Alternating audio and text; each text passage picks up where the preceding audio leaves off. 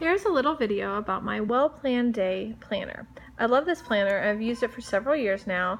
Now there's a few cons, like it doesn't come with tabs. It technically has little finger notches, but the tabs are cheap, so I can buy those. And then I just flag important areas that I want to keep a reminder of and keep on hand. So it has a little introduction about developing habits, and like you can put your name on the front, and then so it gives you an example of how to plan in the planner.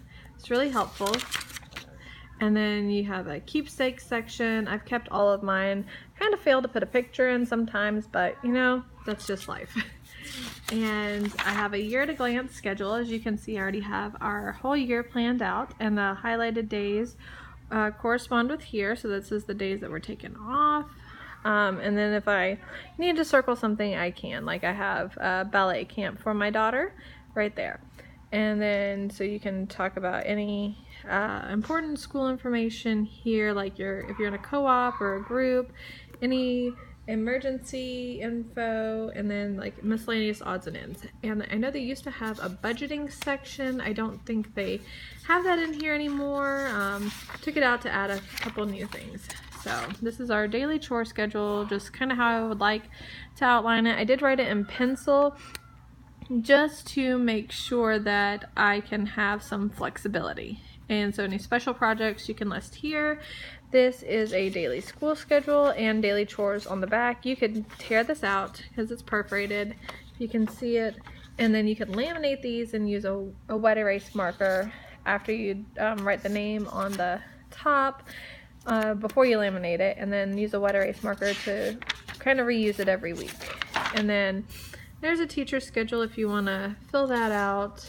And then you have stuff about your kids and how if you like to break their student schedule down hour by hour, you can do that. So I have 2 kids, and so I just have their info there. And then it has a couple other things in here for more students, and it has a summer bucket list, and then a vacation schedule, and then you get into your monthly. So your monthly spread, I keep mine pretty simple just to keep it minimal and not super cluttered. You can have a self-care section, and then reminders for anything that may not fit over here. And then you have a shopping list, a little daily read.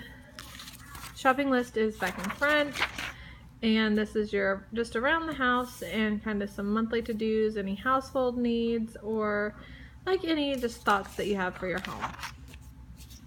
And this is a reading log and some read aloud section. So this section is for students, books that you'd like for them to read or that they're interested in reading. And this is for family read alouds, and then books that you check out from the library you can put here, and each month has this stuff, and then you write the due date. Or you could probably just staple your library receipt there. Then this is fun learning, so field trip ideas and locations. You can kind of keep all of that listed here. And then any educational goals you have for your students, and just some little interesting tips and facts down here. And then we start back to school on the 9th. So I have we're color coded. So I have my son in blue, my daughter in pink, and it just makes it a whole lot easier. And then I added a couple little extra things here, and then just some chores, devotions, and daily read aloud. These are things that I want us to make sure we're doing daily. And so if I wanted to write a meal plan here, I would. This is a self-care schedule to remind us moms to make sure we take time for ourselves. And then any weekend activities you can put here. And so that's pretty much it. Each month looks the same. Another thing that I like, so flipping back here, and at the end of the semester, this is also new. You have semester successes, so you can celebrate each achievement that your child has accomplished. Then we have the monthly schedule, so you can write your attendance here, and so the number of days and any notes that you want to mark down there. And then on the back is their grades. If you're a parent who keeps grades, this is super handy. I keep this in their folders at the end of every semester and year. So you have 2 semesters And then January starts the second semester, and all the holidays are notated, which I think is really cute. And so we go through that, and then you have go all the way back here to the second semester. Again, it's the same thing. And at the back, there are report cards. So it's kind of neat to have those on hand, that they provide that for you.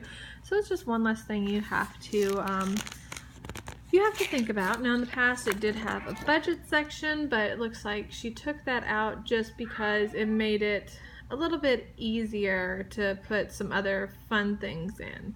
So anyhow, I hope this video is informative. If you have any questions, just let me know.